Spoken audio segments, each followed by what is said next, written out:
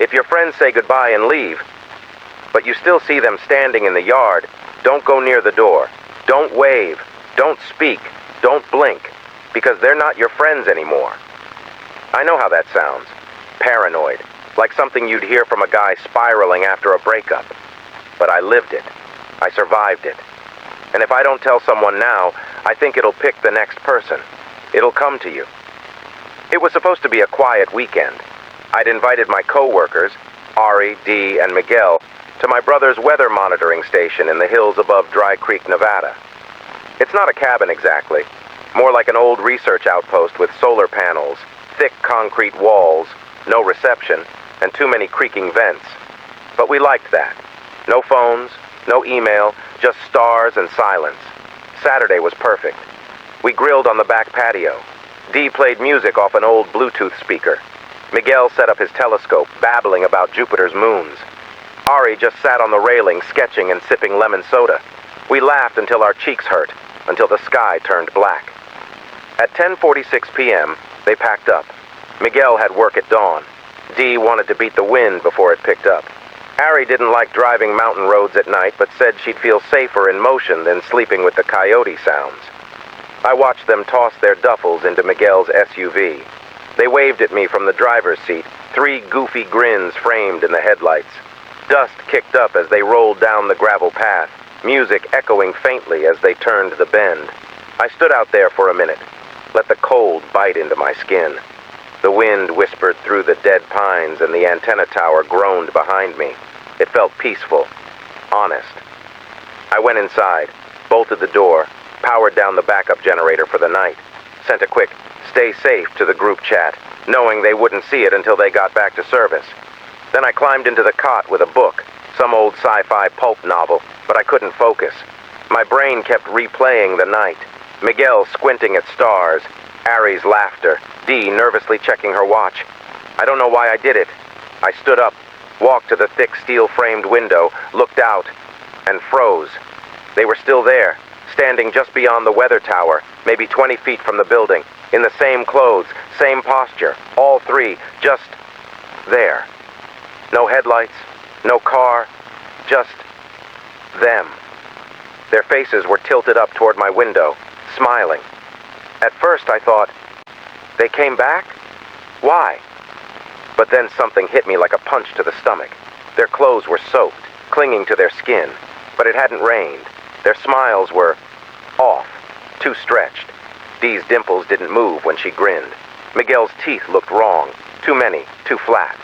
Ari's lips didn't move at all, just parted, like someone glued them in place. They didn't blink. I stood frozen, breath shallow, eyes wide. I watched. 10 seconds, maybe more. Not a twitch, not a breath. Just those horrible smiles lit by starlight. I slammed the curtain shut. No, I whispered to myself.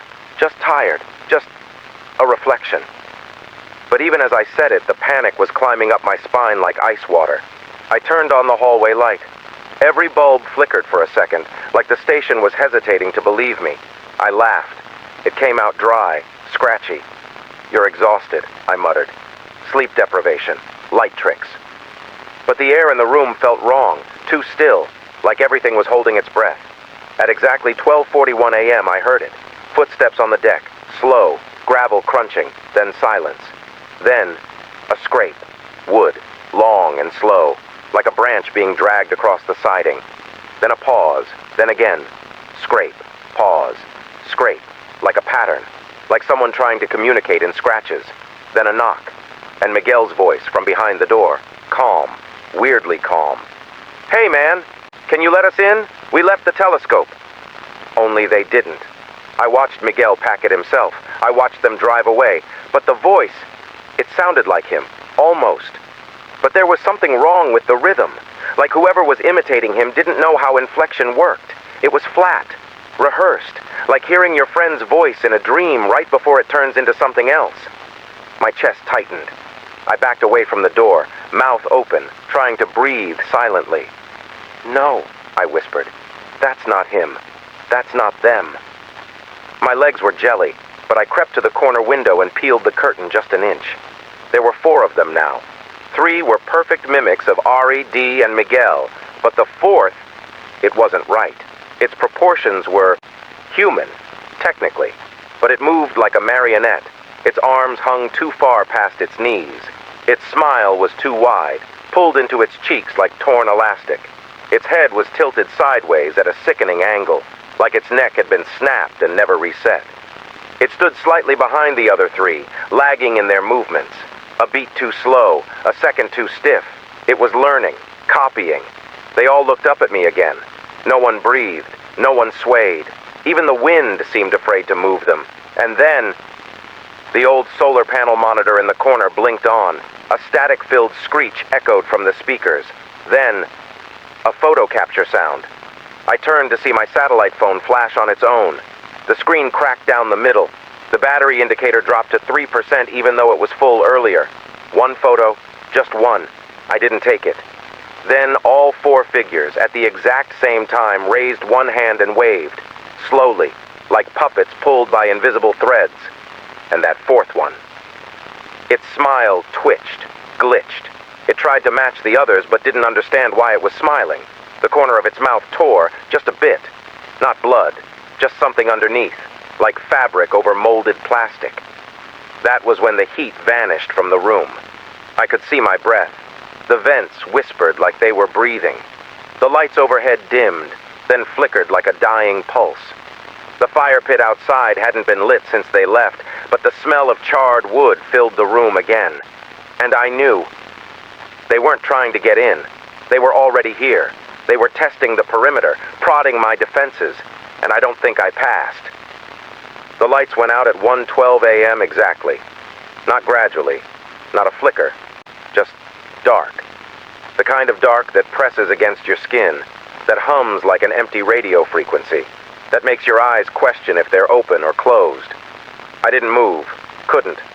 The only sound was the low hiss of the solar inverters discharging, then something else.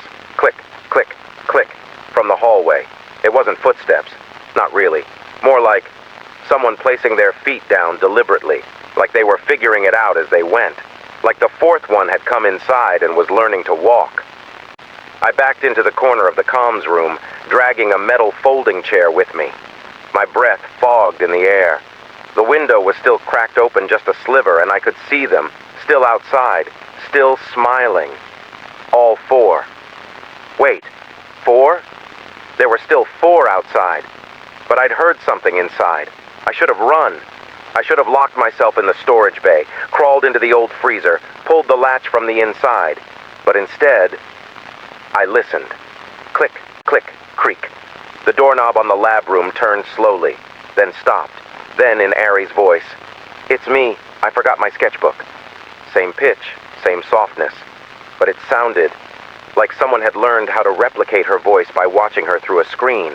Like they'd studied how she formed words, but didn't understand why she used them. I didn't answer. I didn't move. Then she said it again, louder. "It's me. I forgot my sketchbook." Same cadence, no emotion, no urgency, no variation, like a recording playing on loop. I gripped the edge of the chair as tight as I could. The skin on my hands was ice. Then the lock jiggled. Not violently, just testing. That's when I noticed the faint red light in the corner. The backup battery indicator. Still had power. Just enough. I grabbed the walkie transmitter from the wall rack and pressed the button. "Emergency transmission, this is Site 09 Delta, requesting immediate response from any regional monitoring stations. Intrusion suspected. Mimic entities present. Code 3, repeat. Code 3, they are outside, and 1 is inside." Static. Then, a voice crackled through, but it wasn't help. It was me. "My name is Owen. I saw it. I lived it. They're not your friends anymore." The exact words I'd said to myself earlier, replayed with the same rhythm, same fear, same pauses, then click. Transmission ended. The system was echoing me, playing me back, learning me. No one was listening, or if they were, they weren't on my side. I turned to the console, tried to access the satellite map. All the topographical data had been replaced with a single message. "They don't need to be let in if you never shut the door." What does that mean? Suddenly, from the other end of the hallway, the camera terminal blinked on. 4 feeds, one for each side of the building. Every camera showed them, still, smiling, waving, only... One of the feeds began to distort. The west side camera glitched. Static flooded the screen. Then a frame appeared, for just a second. Not a body, not a face, just a shape, like something human-shaped, but longer, thinner, like it had been stretched, like it was crawling up the wall. Then the screen went black. The power grid readings dropped to 0%. The only thing left glowing was the emergency red bulb in the hallway. Click, click, click. It was in the air ducts. I could hear it scraping its way through the vent system, slowly, deliberately, metal flexing with each unnatural movement. Then I heard the whispering, not words, just static breath, coming from every vent at once, like it was surrounding me. And beneath that noise, barely audible, was something else. Laughter, like someone who didn't know how to laugh but tried anyway. Short, clipped, stuttering. It sounded like Miguel, then Ari, then Dee, then, like me. I backed into the main lab, slammed the vault door behind me and threw the bolt. Then, silence. But I could feel it. Inside.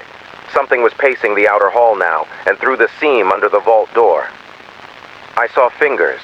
Thin, pale, moving too slowly to be real, like someone trying to remember how hands worked. And above them, another face. Bent sideways, one eye too far left, a mouth stitched at the corners but still smiling. It whispered, "You forgot to say goodbye." I screamed. I don't remember how long I stayed in there. I must have passed out. Because when I woke up, it was 5:17 a.m., the power was back. The sun was just starting to lighten the sky. I opened the vault door. Nothing. No scratches, no blood, no sign of intrusion. The hallway was clean. The floor was cold. My phone was dead. The cameras were frozen, each feed stuck on a single frame of the empty yard.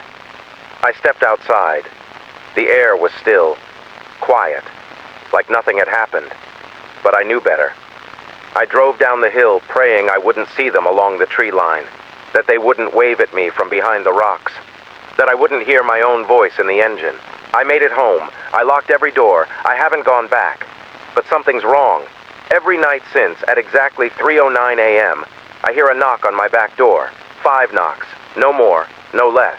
And then, my own voice says, "Hey, can you let me in? You forgot your goodbye." If your friends ever leave and you still see them outside, don't open the door, don't talk, don't wave, because once they get in, you might still look like yourself, you might still speak, still laugh, still smile, but you'll know something behind your eyes is missing, and no one else will notice. They'll just say, "You've changed." Recovered from audio log. File hash 09D Dry Creek incident transcription ends here. All further transmissions from Site 09 Delta remain corrupted or looped. Subject Owen Merritt presumed missing. Case status, ongoing.